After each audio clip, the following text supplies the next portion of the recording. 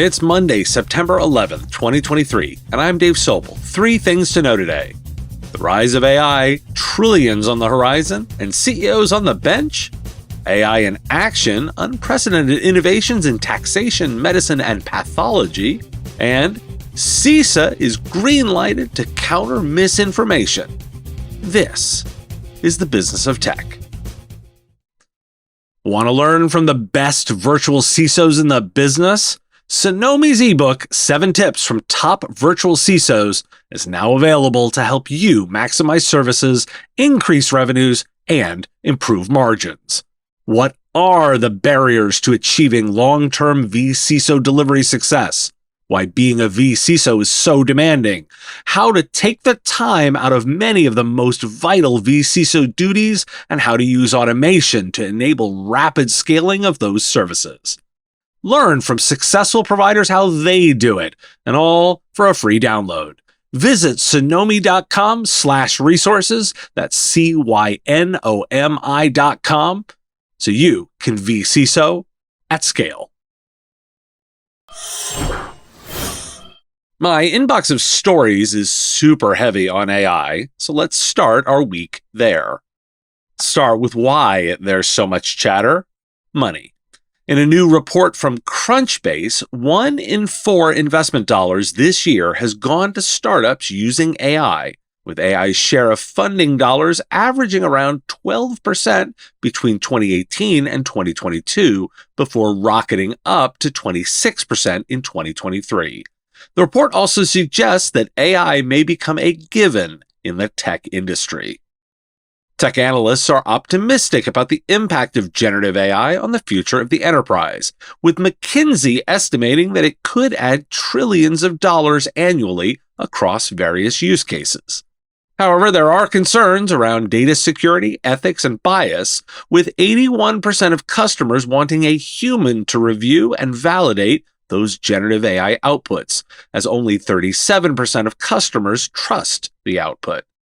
Gartner predicts that generative AI will increasingly impact enterprises over the next 5 years, with 40% of enterprise applications having embedded conversational AI by next year, and generative design AI automating 60% of the design effort for new websites and mobile apps by 2026. Forrester says generative AI will influence more jobs than it replaces, with jobs that are harder to automate being augmented rather than replaced. However, job losses to AI are still expected to climb from 9.3% to 30.4% by 2030, with office and administrative positions making up nearly half of all job losses. Companies that mentioned AI in earnings saw their stocks rise 4.6% on average, while those that didn't saw gains of nearly half that. The number of AI mentions in S&P 500 earnings calls has skyrocketed, with a 366% increase in Q2 2023 compared to the start of the year. Adobe saw the largest stock price gain of 38.2% following a mention of AI. NVIDIA also saw a 26.3% jump in share price, but veteran investor Rob Arnott called it a textbook story of a big market delusion. But let's make it more interesting. A study by Northeastern University's School of Business found that sometimes executives acting like AI during earnings calls can be good. The study compared executives' responses to those of AI chatbots and found that when executives give less robotic answers with more new information, the effect on the company's stock was more dramatic. However, when there was no new information, the AI's responses were similar to those of the executives. The study suggests that companies should have AI do the earnings calls when earnings are bad, but when earnings are good, executives should give more detailed answers. Oh, and the cherry on top there? Business Insider has a piece arguing that AI can replace the CEO, as they're not that useful anyway. Well, there is more. The article argues that CEOs are overpaid and often operate as figureheads with little responsibility or accountability. An AI model could give quicker answers, be in a continual state of self-improvement, take feedback instantly, and deliver the same kind of operational efficiency for which the current CEOs are paid millions of dollars a year. Why do we care? There's a delightful irony that AI could replace the CEO's job. Now, I agree with Forrester that it's more about influence. That CEO quip is really about how that influence would work, particularly as you consider earnings calls. The money is flowing into the space, which should tell us all something, that there's at least a projection and guess that it will be valuable. The connection on stock value both shows the hype and potential value. Now, I'm an optimist here, but now we need to make it practical, right? Well, I have that for you next. So, what are the more exciting use cases? The Internal Revenue Service plans to use artificial intelligence to audit 75 of the largest partnerships in the United States, each with an average of $10 billion in assets by the end of September. The AI will help identify patterns and trends that were previously undetectable, and the IRS will also assign dozens of revenue officers to the same task. The program will target individuals with reported incomes above $1 million who have more than $250,000 in recognized tax debt and will expand its focus on digital assets. The IRS began experimenting with AI for general income tax accounting in 2021 and introduced voice and chatbots to assist taxpayers. An AI tool developed by researchers at the University of Rochester can assess the severity of Parkinson's disease and outperform primary care physicians. Patients can participate from home by tapping their fingers in front of a webcam, and the AI model generates computational metrics to assess the severity of tremors. While expert neurologists outperformed the AI model, it significantly outperformed primary care physicians, highlighting its potential in primary care settings and improving healthcare access and equity. An AI-driven brain implant has allowed a stroke survivor with locked-in syndrome to speak again after nearly 20 years.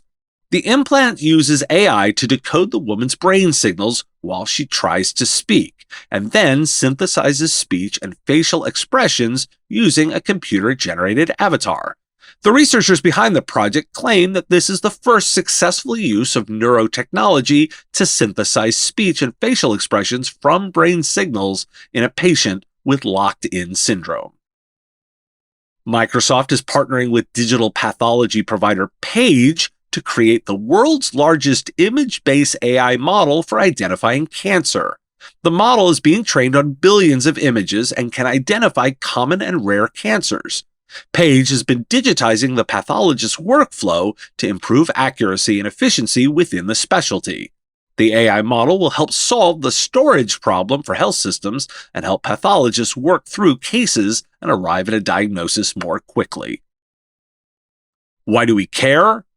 The IRS uses AI as intended. Take complex problems and make your existing teams more capable by leveraging the tech. I love it. Healthcare too. Take specialized information and make it available more broadly, particularly in helping primary care physicians get to diagnosis more quickly. I'm trying to pull far less hype-driven examples in my coverage to frame the conversation. These are examples where you can tie quickly to business and direct human outcomes. We like outcome-driven solutions. A recent appeals court ruling partially overturned a district court injunction that limited communication between federal agencies and social media platforms for the purpose of countering misinformation and disinformation. The ruling eases restrictions for some agencies, including the Cybersecurity and Infrastructure Security Agency, but not for others, such as the FBI. The FBI and some officials are still subject to a modified injunction that prohibits efforts to coerce or significantly encourage social media companies to remove, delete, suppress, or reduce posted content containing protected free speech.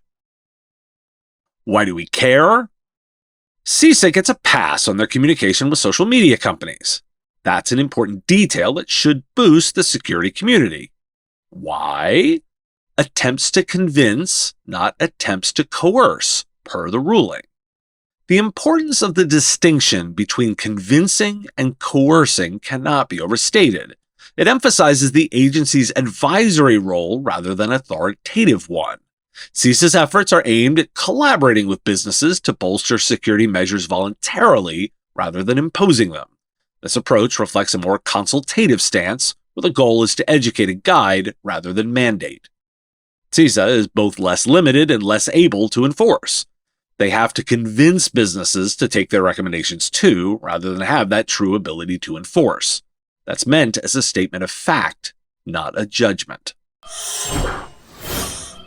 Partner Hero is an outsourcing company that goes beyond industry norms to prioritize employee empowerment, career growth, and quality performance. They pay above-market salaries and have a management team that includes individuals from the startup world, making them more than just a service provider. They're also a thought partner for startups. With flexible terms to let you scale quickly and offices around the world for global coverage, you get a thought partner for your business with quality assurance baked into every program. You know, I believe in outsourcing. It's what IT services is all about. If you're ready to bring in outside customer support help for your startup that feels like it's part of your existing team, check out Partner Hero. Head on over to partnerhero.com/businessoftech to book a free consultation with their solutions team. Mention you heard about Partner Hero from Business of Tech, and they'll waive the setup fee. Thanks for listening. Well, on September 11th, it's No News is Good News Day, so let's take it. I will talk to you again tomorrow. The Business of Tech is written and produced by me, Dave Sobel, under ethics guidelines posted at businessof.tech. Like the content? Support the show at patreon.com/MSP Radio or buy our Why Do We Care merch at businessof.tech. If you want to reach our listeners, visit mspradio.com/engage. Part of the MSP Radio Network.